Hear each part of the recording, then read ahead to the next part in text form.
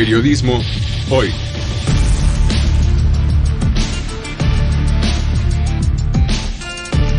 Avatares, riesgos y transformaciones del oficio de informar.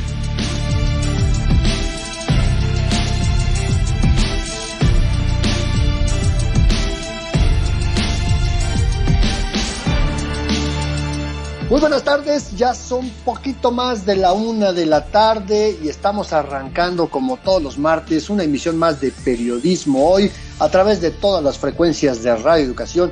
Yo soy Andrés Solís y como siempre me da un placer que nos estén acompañando en una emisión más y saludar al otro lado del ciberespacio en algún lugar de este plano terrenal a mi querida colega, compañera y amiga Alexia Cervantes. Alexia, ¿cómo te encuentras? Muy bien, Andrés, en Coajimalpa la verdad es que las lluvias han estado fuertes, siempre en esta zona de la Ciudad de México como que el frío se siente más, las lluvias, el viento, entonces ahora con los remanentes, las colitas del huracán Grace, pues se sintió fuerte, pero ¿a ti cómo te ha ido? Pues mira, tú sabes que aquí en Toluca es una ciudad de por sí que solamente tiene 2 estaciones, el invierno y la del tren. Aquí siempre hace frío todo el tiempo, pero fíjate que la semana pasada y estos últimos días, con el paso de este huracán Grace, que es de esos huracanes extraños que entran al territorio, que no se quedan en las costas ni se disipan cuando tocan tierra, sino que se metió hasta la cocina este huracán,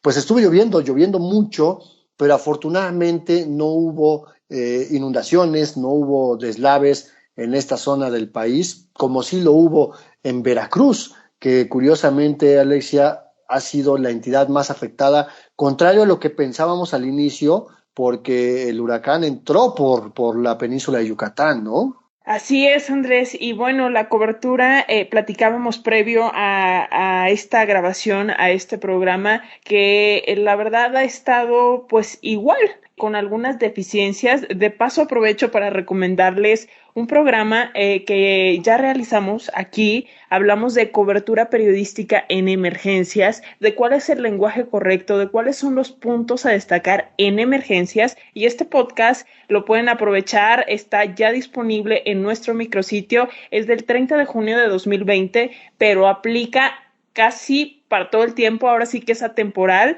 es el programa número 18 que hicimos aquí en Periodismo Hoy. Y fue un programa que hicimos con el buen Álvaro Velasco, que es uno de los creadores de esta plataforma de alerta sísmica y que es un personaje que es especialista justamente en temas de situaciones de emergencia, de huracanes, de terremotos, de erupciones volcánicas, porque no es periodista, él es científico y a esto se ha dedicado toda su vida, y nos platicaba sobre pues cuáles eran las mejores recomendaciones para periodistas al hacer una cobertura sobre estos temas, ¿no? Y recordarás, Alexia, que cuando hablábamos sobre este tema empezábamos la conversación aclarando que no existen los desastres naturales.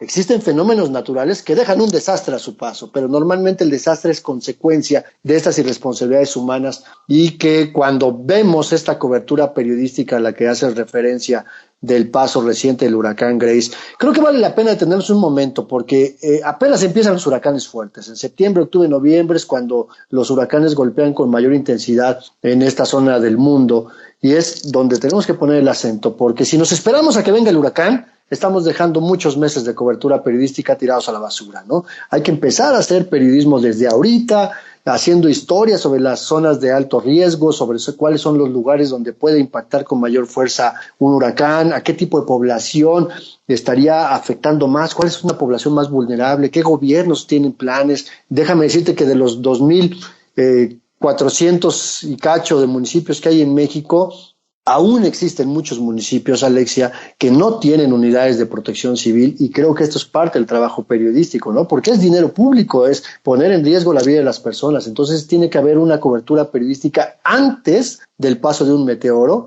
Obviamente el durante, que es lo que vemos, ¿no? Las afectaciones, la lluvia, las inundaciones, las personas damnificadas, que es donde normalmente se queda la cobertura periodística. Y después tiene que venir un después, valga la redundancia, porque ya que pasó el desastre, ya que pasó el huracán, ya que vimos los estragos que dejan, ¿Cuáles son las responsabilidades políticas? ¿Cuáles son las responsabilidades administrativas, de gobierno? ¿Quién se beneficia con el paso de un meteoro? ¿Quién se beneficia con los desastres que dejan a su paso? Entonces, si te das cuenta, Alexia, desde esta óptica hay mucho trabajo periodístico por hacer.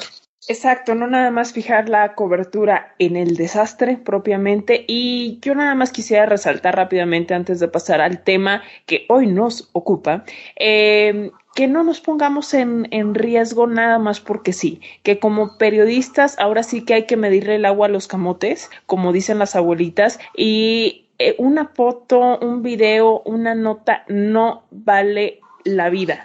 Entonces hay que ser muy cuidadosos si estamos en zonas de desastre, hasta qué punto llegamos, hasta qué punto nos arriesgamos por la cobertura. Así que pues les dejamos eso de tarea, y ahora sí vamos con el tema del día de hoy, porque hoy vamos a hablar de las mujeres en el periodismo deportivo. Y es que si bien se han abierto brechas, Andrés, yo creo que en muchos medios se cumple con esta cuota de género porque está de moda hacerlo, no porque los medios de verdad realmente tengan el interés en darle cabida a las mujeres periodistas, porque la verdad es que los principales puestos o los principales espacios al aire los siguen ocupando hombres, y además para muchos hombres espectadores, y eso es algo que tenemos que cambiar, muchos hombres espectadores con una visión machista, para ellos las mujeres no tienen autoridad en materia deportiva ni periodística. Así es, fíjate que los estudios recientes a nivel global, no hablamos solamente de México, a nivel global, las redacciones de los medios de información están ya en una paridad volteada, ¿no? Ahora el 60% de las redacciones están integradas por mujeres en la gran mayoría de los medios en el mundo. Sin embargo, como bien lo aclaras, quienes toman las decisiones en los medios siguen siendo fundamentalmente hombres. Hay pocas editoras, pocas jefas de información, muchísimas menos directoras de medios, y quienes salen a cuadro o quienes conducen los noticiarios estelares del radio y televisión siguen siendo hombres, a veces acompañados por una mujer, pero son pocas las mujeres que tienen la titularidad de un noticiario. Y hablamos de información general, y cuando hablamos del espacio deportivo, viene este rollo de que las mujeres no tienen la capacidad de ser analistas de los deportes. Pero afortunadamente hay que decirlo, hay colegas que han ido caminando y que han ido trabajando y que están intentando cambiar este panorama desde adentro, desde los medios comerciales sobre todo, y de ello vamos a platicar hoy. Y para Periodismo Hoy es realmente un privilegio, un placer contar con la presencia de Georgina González Toussaint, mejor conocida Geo González, con quien vamos a platicar más adelante en este programa. Pero antes quisiera recordarles, como siempre, que estamos al pendiente de todos sus comentarios, que en redes sociales nos encuentran como Periodismo Hoy en Facebook y en Twitter como @hoyperiodismo. Allí recibimos y leemos todos sus mensajes, como los que ya tenemos por acá, Andrés. Así es, como siempre, de verdad nos encanta seguir recibiendo todas sus comunicaciones. Y aquí tenemos comentarios. Juan Ernesto Guerrero Mancera dice: buenas tardes, equipo de Periodismo Hoy. Con todo respeto les comentaré de alguien de mi familia. Mi nieto tiene 7 años. Sabe y tiene bien claro que cuidar el medio ambiente es cuidar el agua, cuidar la vegetación, cuidar a los animales, depositar la basura en su lugar, reciclar, no desperdiciar luz, no destruir las cosas, alimentarse bien, cuidar sus libros y otras cosas. Es sencillo, se les debe enseñar. Por supuesto, mi querido Juan Ernesto, las infancias son las que tienen mucho más claro el cuidado y la protección del medio ambiente, y a veces nos dan clases. Muchas gracias por tu comentario. Esto en referencia, por supuesto, al programa de la semana pasada, donde hablamos precisamente sobre periodismo medioambiental. Vieira, así aparece en Twitter, nos escribió un mensajito en el que dice: buenísimo, realmente están hablando sobre el fondo de la situación ambiental y su repercusión. Esto, por supuesto, en referencia, ya lo decía Andrés, al programa de la semana pasada. También nos escribió Pamela Siurov, dice: los estoy escuchando, mil gracias. Pues muchísimas gracias a Pamela, porque déjenme decirle, Pamela, creo que fue una de las personas que de repente tuvo problemas para sintonizarnos la semana pasada, que tuvimos un ajuste en el horario de transmisión, porque el programa salió al aire a las 3 de la tarde y no a la 1 de la tarde como es costumbre. Pero fueron causas ajenas a esta producción. Wendy Selene le envía saludos a nuestro invitado de la semana pasada, a Agustín del Castillo, el periodista Agustín del Castillo. Mi queridísima Wendy Selene, muchas gracias por tu mensaje. Extraordinaria periodista de investigación, por cierto. También lo escribió Carlos Ávila Bello. Felicidades por el programa. Los seres humanos hemos cambiado el ambiente hasta tal punto que muchos fenómenos naturales han cambiado. El cambio climático es el mejor ejemplo y su origen, como bien dice Naomi Klein, es el capitalismo salvaje. Adrián Arellano nos pregunta en qué liga o podcast puedo escuchar el programa. Lo quiero recomendar y compartir. Gracias y buena tarde. Pues no se diga más, están todos nuestros podcasts desde que arrancamos este espacio por allá de marzo de 2020. Todos los programas están en www.e-medioradio.edu.mx. Va de nuevo, www.e-medioradio.edu.mx. Y como siempre, de verdad, agradecerles que nos escriban, que nos platiquen, que nos cuenten. Estamos muy felices de siempre recibir sus comentarios, sus críticas, sus sugerencias. ¿Y qué les parece si de una vez vamos con las primeras pistas de periodismo en persona? Que el día de hoy se trata de una periodista que está en activo, que ha publicado numerosos reportajes sobre temas de corrupción, lavado de dinero, migración y sobre el sector energético. En 2010 publicó el libro Camisas Azules, Manos Negras, el saqueo de Pemex desde Los Pinos, y además fue la primera persona que desde el año 2004 documentó el tráfico de influencias y las irregularidades cometidas por la empresa Oceanografía. Recordemos que Oceanografía consiguió créditos de Banamex por $500 millones, anteponiendo como garantía supuestas cuentas por cobrar de servicios prestados a Pemex. Pues ahí están los datos. Yo creo que la trivia de esta semana está muy facilita, así que si ya saben de quién se trata, comuníquense con nosotros y mientras vamos a escuchar una primera parte de nuestra entrevista sobre las mujeres en el periodismo deportivo. Escuche con quién.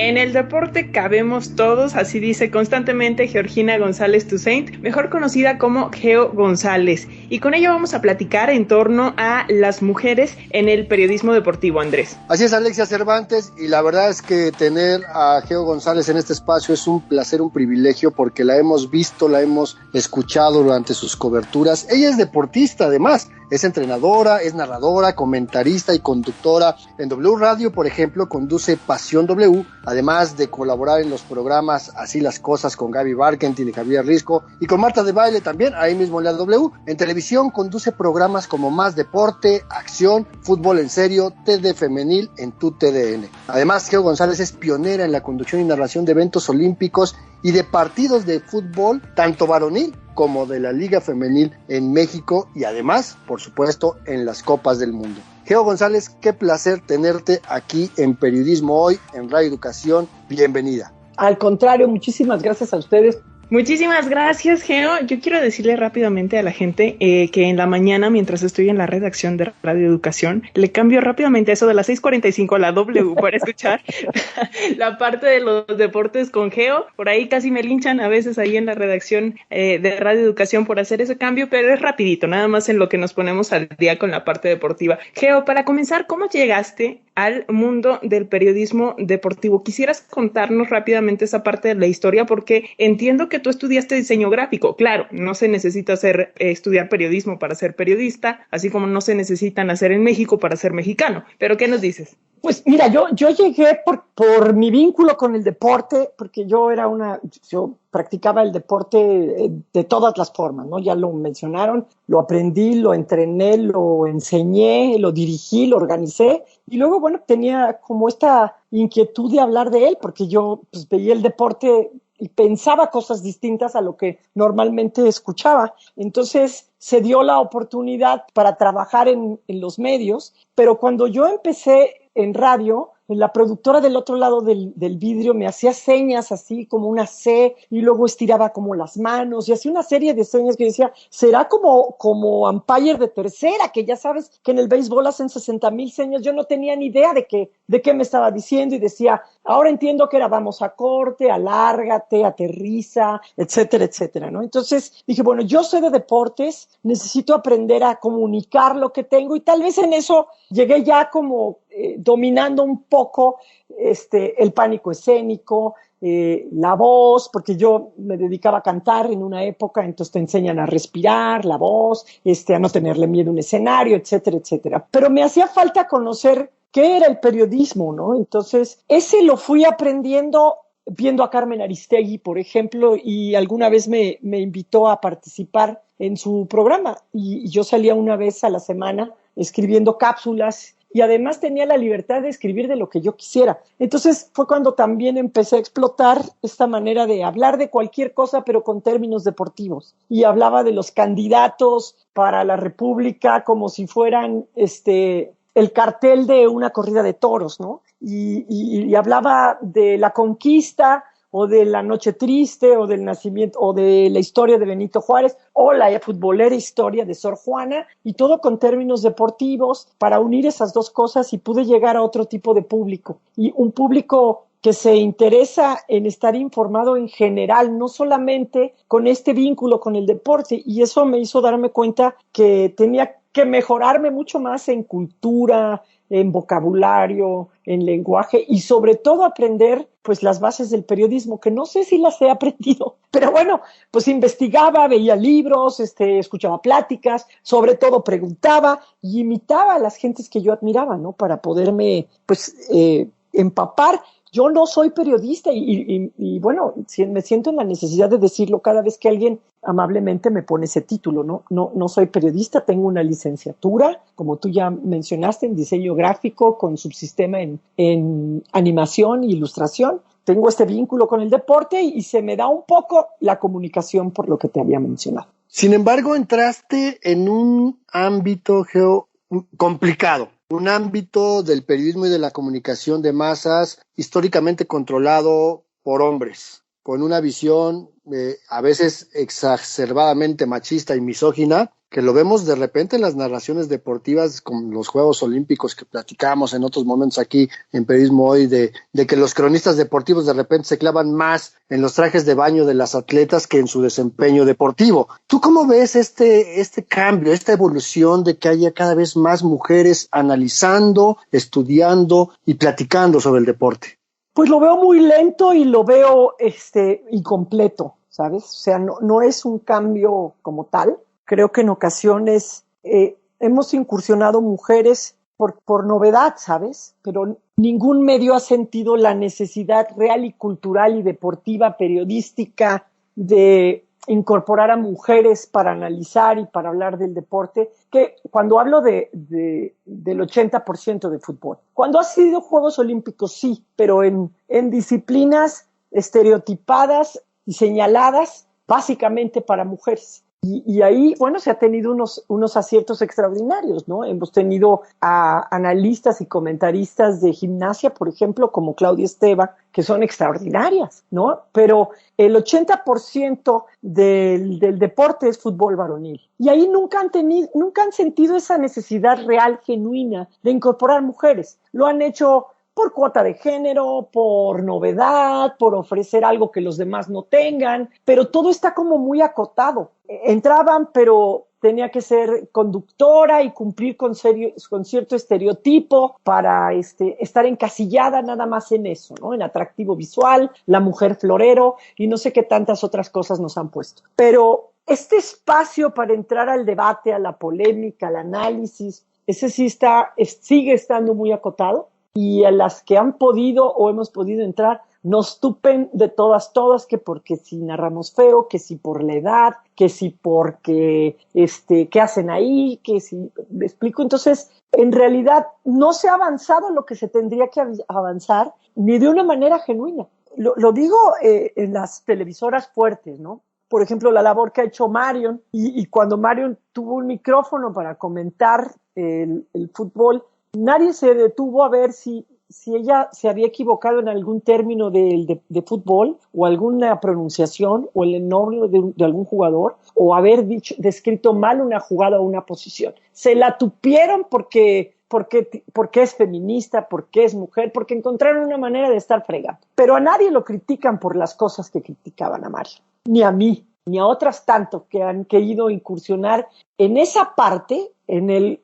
dominó de los jueves por la noche. O sea, puedes entrar a la fiesta, puedes andar por ahí. Pero a la hora de que nos sentamos a jugar el dominó, nada más estamos nosotros. Ahí ya no, en esa mesa no se puede sentar cualquiera, ¿no? Entonces, sí vemos más mujeres, sí vemos mucho más que intentan y que se preparan, pero siempre hay como un tope. O vas a ser la presentadora oficial, o vas a ser la reportera, o puede ser la que comente, pero el fútbol femenil, pero algo acotado. O sea, en el partido importante, o sea, hubo mujeres que narraron la final del fútbol del Mundial, pero era la transmisión alterna. Sí están, para que vean que tampoco las negamos, ¿no? Pero el tema está viciado de origen porque no cambia la dirección editorial, no cambian las producciones, no cambian las redacciones. Quien está ahí no tiene esta genuina visión de ser inclusivos, porque siguen pensando que el producto es para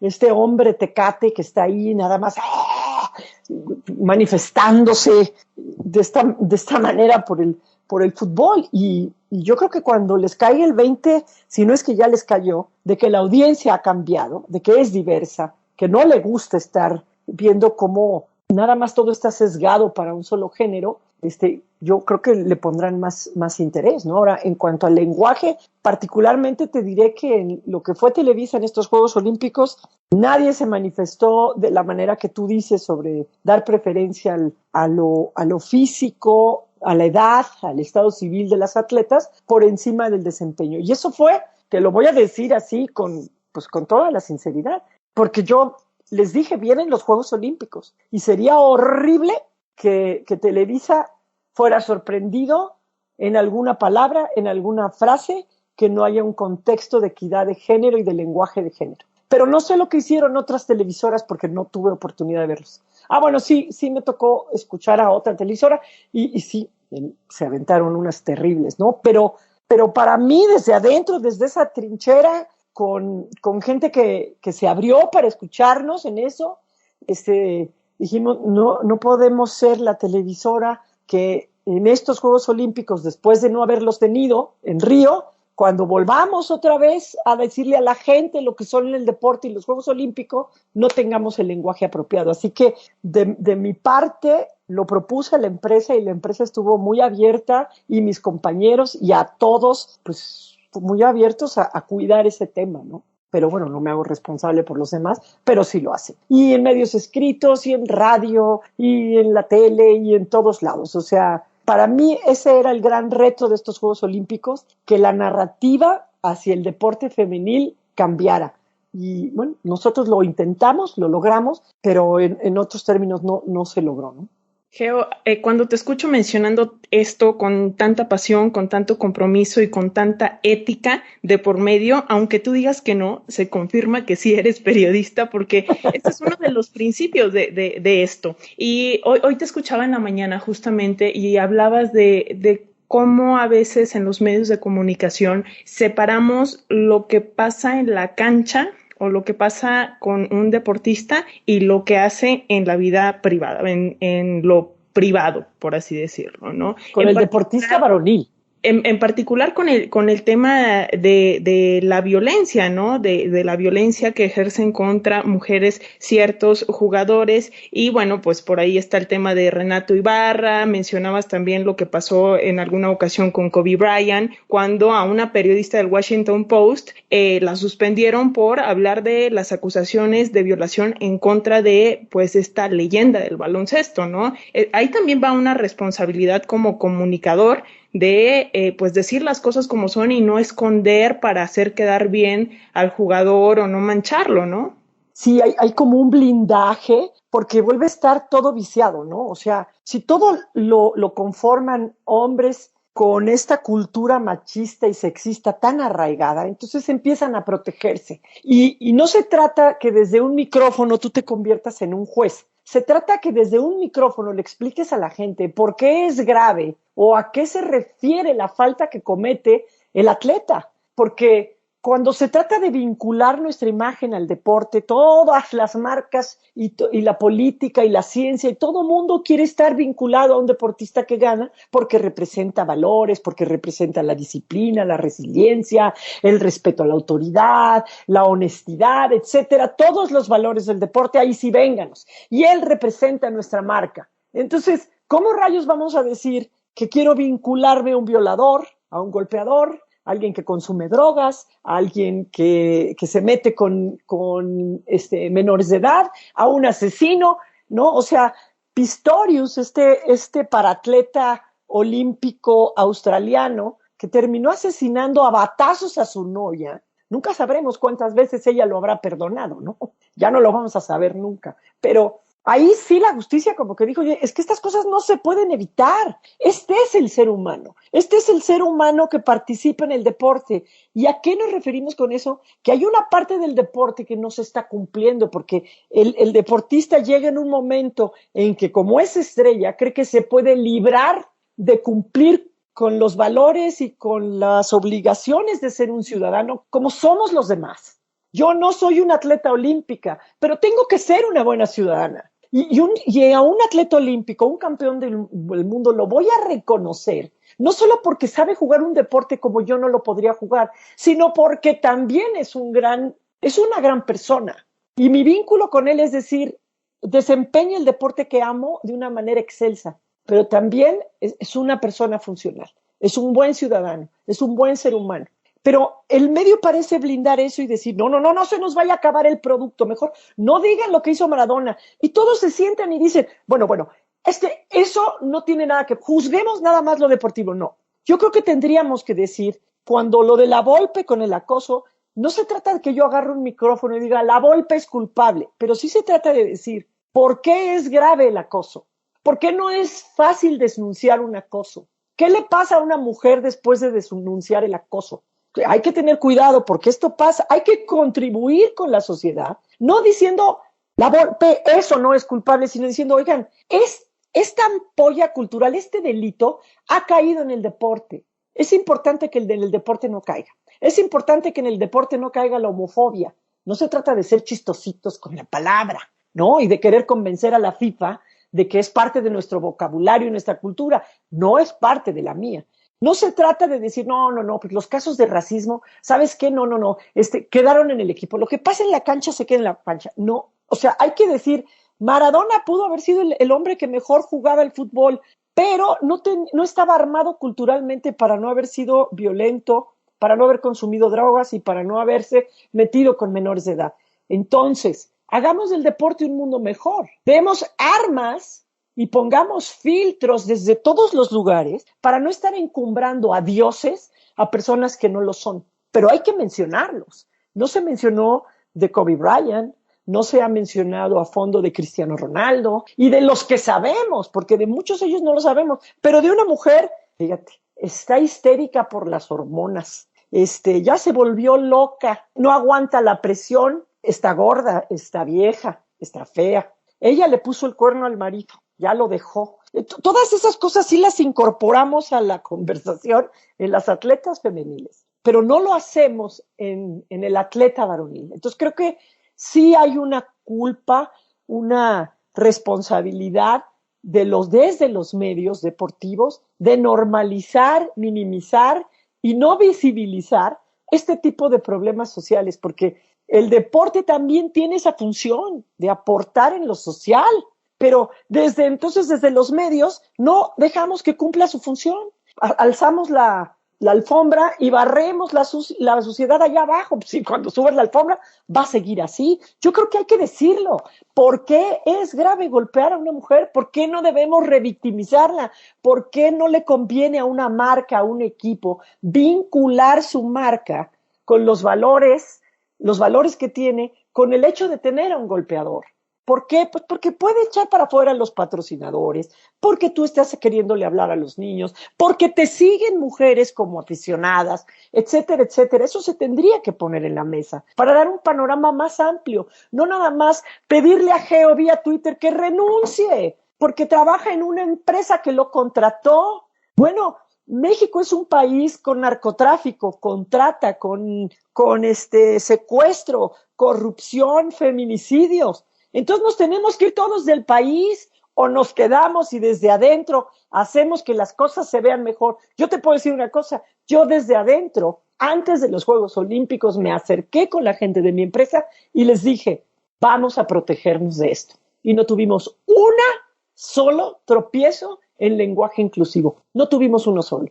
¿Para qué renuncio? Mejor desde adentro damos la pelea.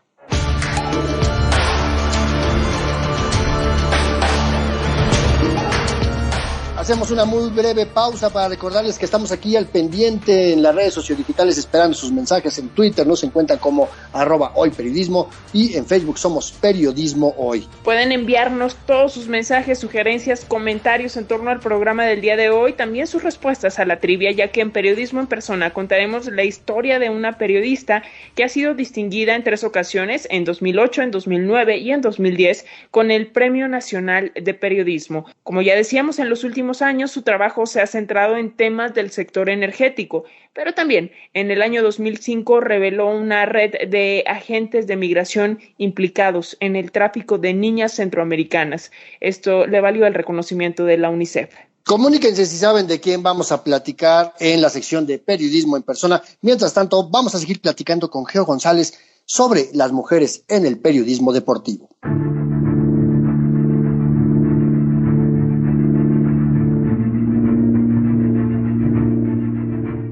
Estamos platicando con Georgina González Tucen, mejor conocida como Geo González. Como dicen, en el bajo mundo del deporte, Geo González, analista, comentarista, pero además deportista de alto rendimiento, entrenadora y un personaje que le ha cambiado. A nivel personal, bueno, sí, fue alto rendimiento. Lo que había de alto rendimiento en esa época, que era entrenar 5 días a la semana.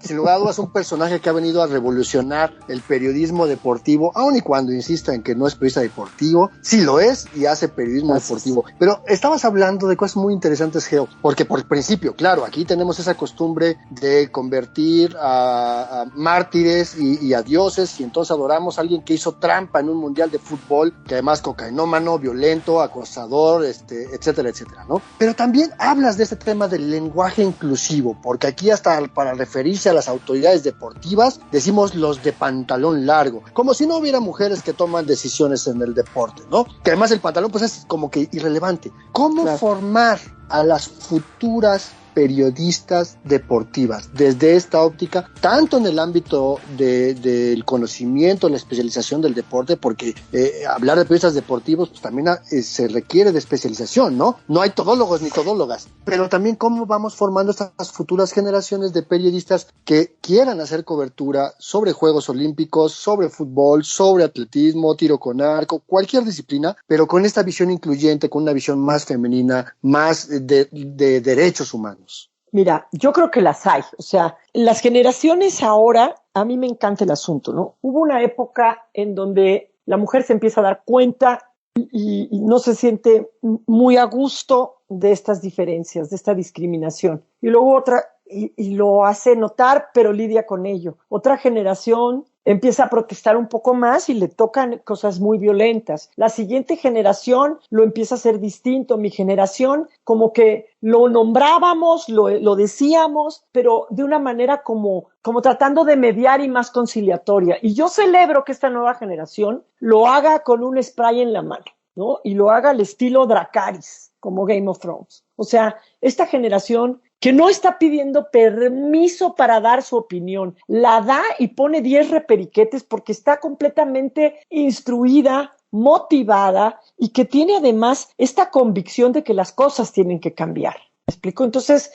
yo creo que en ese ámbito están preparadas. Lo que necesitamos es que haya más mujeres en lugares de decisión, en puestos de toma de decisiones. Mientras estemos muchas mujeres con visión de género, muy preparadas, dispuestas a dar la pelea, a hacer este cambio, pero los que toman las decisiones siguen teniendo esa misma visión, esto no va a cambiar nunca. Y lo ves, los titulares de muchos de los programas de debate que la gente ve, pues llevan ahí años y no han cambiado. O sea, estaba diciendo el otro día José Ramón que, bueno, o sea, lo de fulano fue acoso Esto fue golpe, los dos son igual de chanclas. ¿Me explico? Entonces dices, no puede ser que no quieran desaprender, que no quieran avanzar. ¿Por qué si cuando empezaron en el periodismo dijeron, me hace falta saber de producción, se capacitaban? Me hace falta saber más idiomas, se capacitaban. Me hace falta saber de todos los deportes, se capacitaban. Pero cuando es obvio que les hace falta saber de cultura, de equidad de género, no les interesa capacitarse. No quieren cambiar, no se quieren mover. Entonces, va a ser así. Necesitamos que haya personas con perspectiva de género, con deseo de un cambio genuino, cultural, que hayan nacido en esas generaciones en donde las familias ya lo ven distinto, que lleguen a esos puestos para que esto cambie. Porque ellas pueden estar preparadas. Hay generaciones que ese tema no les importó. Esta generación que viene, el tema les ocupa, les preocupa. Hay generaciones anteriores en las que no. La cosa era llegar y no pelearse con nadie, y escuchas a algunas de nuestras compañeras decir, bueno, yo no soy tan feminista, como diciendo, como si fuera algo malo, ¿no? Yo sí creo que el que no es feminista, pues es machista, porque el feminismo quiere igualdad de derechos, y el que no quiere igualdad de derechos, pues está en favor de que no nos lo den. Ahí te das cuenta de que hay una generación que no quiso pelearlo, que no tiene el interés, que prefiere ser aceptado porque ha sido difícil aprovechar un lugar, y a lo mejor yo solamente tengo la esperanza que desde ahí se impulse y se ayude a más mujeres. Creo que no es fácil llegar y no es fácil hacer cosas, atreverte a hacer cosas para hacerla incómoda, y hay que respetar a quien no lo haya sido, pero el hecho de que estén ahí sigue mandando un buen mensaje. Pero sí creo que son las siguientes generaciones las que están muy armadas en eso. O sea, las chavas, yo ya no tengo que marcar dentro de una transmisión que un compañero mío la regó con un término sexista. Inmediatamente por Twitter le llegan 20 mensajes con unos términos, desde eres un patriarcal hasta, o sea, micromachismos, cosas que a mí me ha costado mucho trabajo entender y aprender. Pero, o sea, ahí te das cuenta de que esta generación está lista. Lo que faltan son los lugares, y esos no se van a tener hasta que la bomba no dé la vuelta, y entonces entre gente que sí quiere el cambio, porque los que están tienen mucho tiempo donde eso es lo único que no han querido aprender ni capacitar. Pueden hablar más idiomas, pueden conocer más de producción, más de televisión, más de nuevos métodos, lo que sea. En eso no se quieren capacitar, no lo consideran importante. Oye, Geo, y hay otro tema, también quisiera yo creer, o al menos esa es mi sensación, que va un poco a la baja, pero es el tema de el acoso a las compañeras que luego están a cuadro. No falta el aficionado que llega y abusa sexualmente de ellas, porque ese es el término, y las toca y las besa sin su consentimiento, e incluso a veces por parte de los propios deportistas, ¿no? Hace algunos años se supo que jugadores de las Chivas, pues manosearon mientras estaba a cuadro a una chica que se llama Marina Fernández Mora de Fox Sports. Entonces, este también es otro tema que creo que tendríamos que estar mirando. No, fue María Fernanda Mora, pero no fueron los jugadores, fueron los aficionados de Chivas. Y el camarógrafo nunca cortó, y el camarógrafo nunca hizo nada por su compañera de trabajo, en una cosa penosísima. Creo que hay empresas que van incorporando a través de recursos humanos y empiezan a dar los cursos, pero sigue siendo un mundo muy blindado. Imagínate, si blindan a sus estrellas deportivas, también blindan a sus estrellas dentro de las empresas. Y cuesta mucho trabajo denunciar, cuesta mucho trabajo que las empresas en ocasiones apliquen lo que tiene que ser. Esta sensibilización, este curso tendría que ser obligatorio, así como decir, ¿me presentas tu certificado de locutor?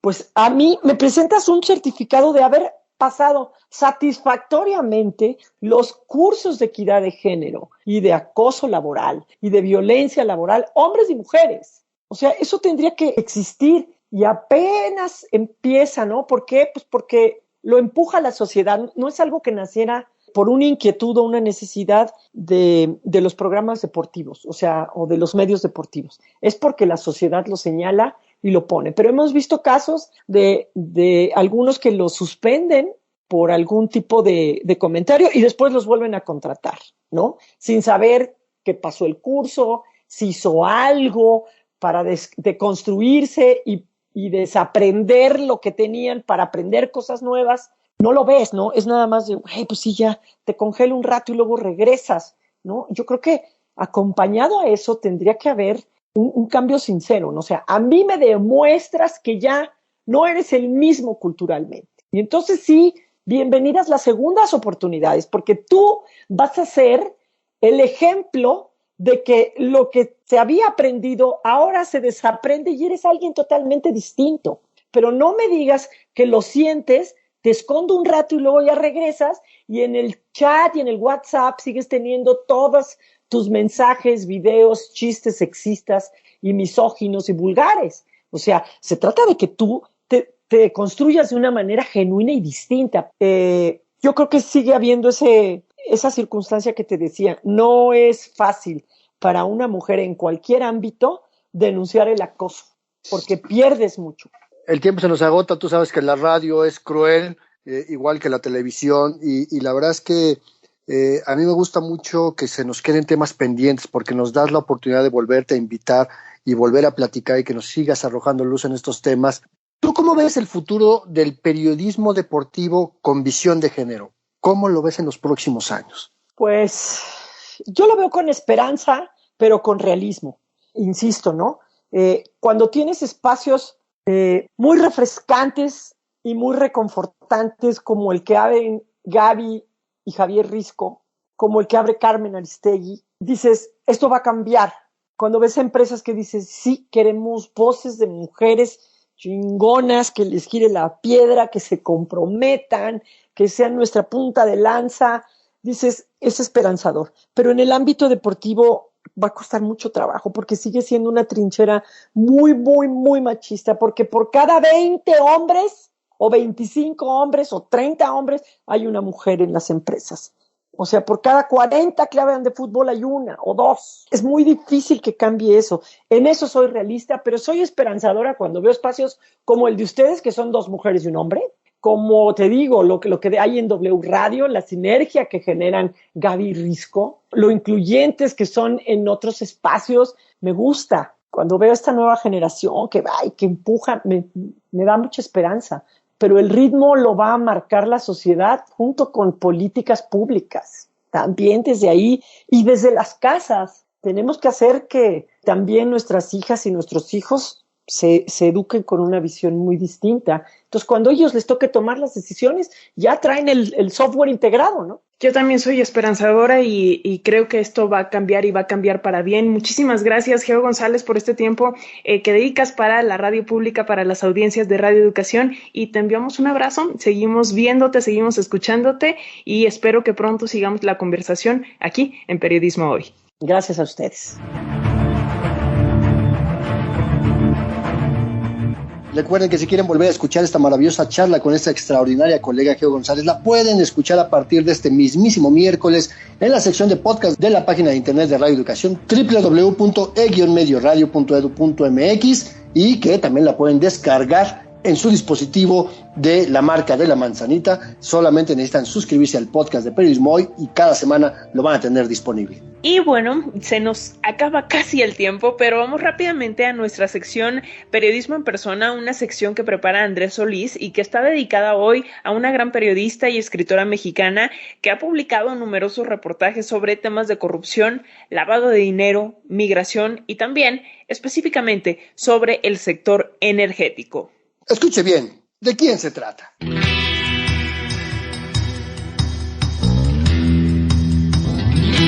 Periodismo en Persona.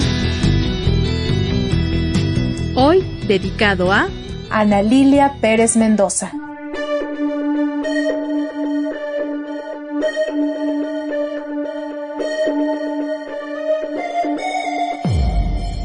Un día, dictando una conferencia ante estudiantes de la Universidad Autónoma de Nuevo León, reconoció que no sabía en lo que se estaba metiendo, pero de ahí surgió una historia de corrupción y desfalco de la mayor empresa pública, Petróleos Mexicanos. Esta ha sido una de las más importantes investigaciones que ha realizado, pero no ha sido la única, y por eso es reconocida como una de las mejores periodistas de investigación sobre corrupción. Hoy hablamos de Ana Lilia Pérez.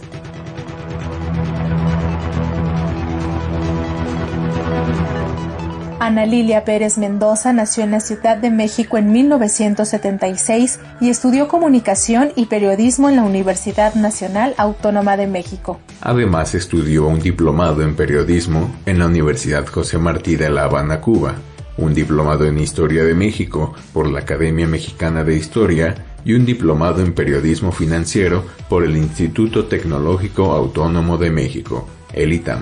Ana Lilia inició su carrera profesional en la última década del siglo pasado. Incluso desde las aulas de la UNAM comenzó a hacer sus primeras investigaciones de manera independiente sobre temas relacionados al medio ambiente. Ella misma recuerda que sus primeros reportajes tenían que ver con la devastación provocada por el constante derrame de hidrocarburos en las zonas petroleras del sureste de México, en Tabasco y Campeche.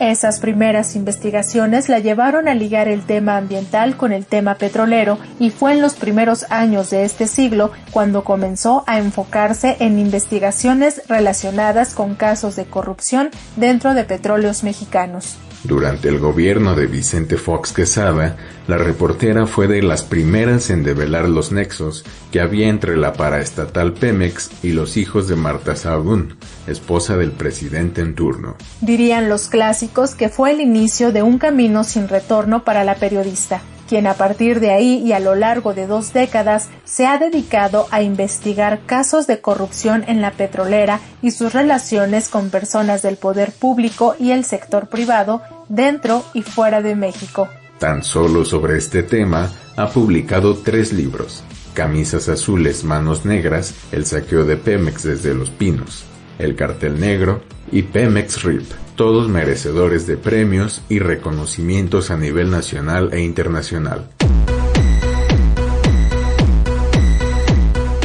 Ana Lilia Pérez ha sido objeto de amenazas por su trabajo de investigación, por lo que ha recibido el acompañamiento de organizaciones no gubernamentales y en algún momento por parte del Mecanismo de Protección de Personas Defensoras de Derechos Humanos y periodistas de la Secretaría de Gobernación.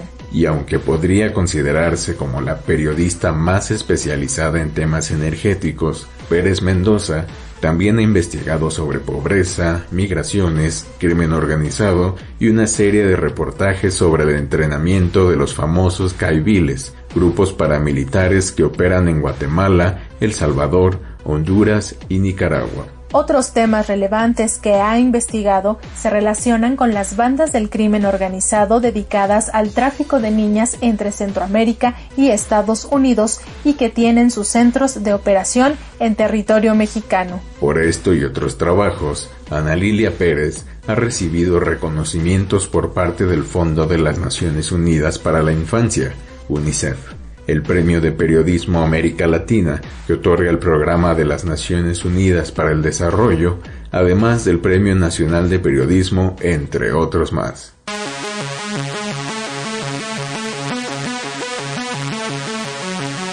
En aquella charla que tuvo Ana Lilia Pérez con estudiantes de la Autónoma de Nuevo León, ella recordaba que era una reportera que le gustaba escribir sobre temas culturales, hasta que entendió que el gran mal del país era la corrupción y por eso ha dedicado su trabajo a este tema. Pérez Mendoza es hoy un referente del periodismo de investigación y es parte de una generación de jóvenes periodistas que han servido de ejemplo para decenas que aspiran a seguir sus pasos.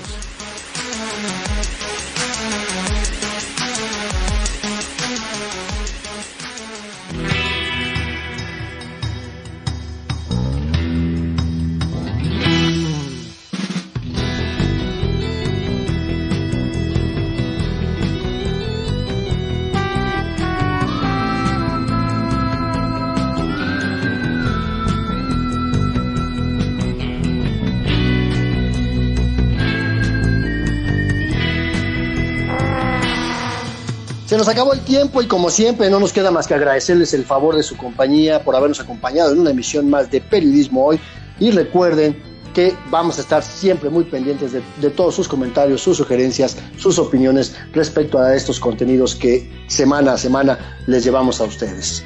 Así es, tenemos una cita la próxima semana pasadito de las 13 horas Y mientras seguimos la conversación en Facebook, somos Periodismo Hoy, y en Twitter, @hoyperiodismo. Como siempre, Andrés Solís, un gusto y hasta la próxima. Alexia Cervantes, el placer es siempre mío. Nos escuchamos el próximo martes.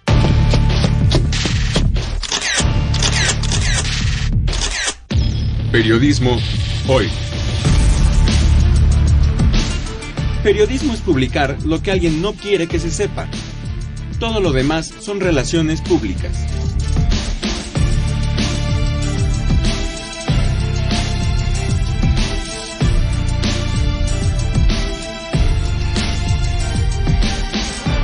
Trabajamos para usted en el servicio social Samantha Bautista y William Sandoval, en la edición digital Alejandro Ramírez, la musicalización de Óscar Solís, Edith Rojas en la asistencia de producción, en la conducción Alexia Cervantes y Andrés Solís, en una producción a cargo de Graciela Ramírez para Radio Educación.